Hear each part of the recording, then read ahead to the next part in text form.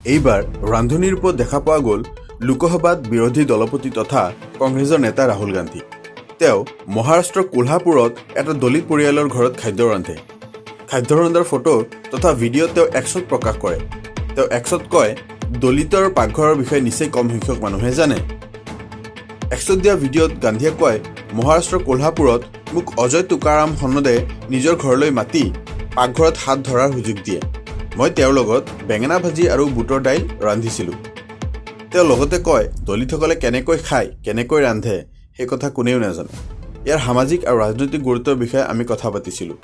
সনদে নিজৰ অনুভৱৰ বিষয়ে কৈছিল, আমি দলিতসকলে খোৱা বোৱাৰ প্ৰতি সজাগতাৰ অভাৱ আৰু এই সংস্কৃতিৰ ডকুমেণ্টেশ্যনৰ বিষয়ে আলোচনা কৰিছিলোঁ। সনদে এই ভাজি কেনেকৈ প্ৰস্তুত কৰে সেই বিষয়ে গান্ধীক কয়।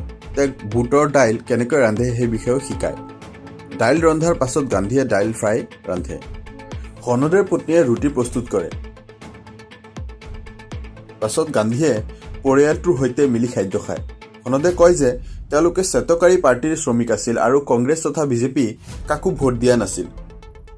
কিন্তু এতিয়া শ্বেতকাৰী পাৰ্টী নোহোৱা হৈ পৰিল, সেয়েহে তেওঁ গান্ধীৰ ভাৰত জোড়ো যাত্ৰাৰ অংশগ্ৰহণ কৰিছিল। গান্ধীয়ে সনদক সংবিধানৰ প্ৰস্তাৱনাৰ এটা প্ৰতিলিপি দিয়ে। অধিক নিউজৰ বাবে চাই থাকিব নেশ্যন ফাৰ্ষ্ট আছাম।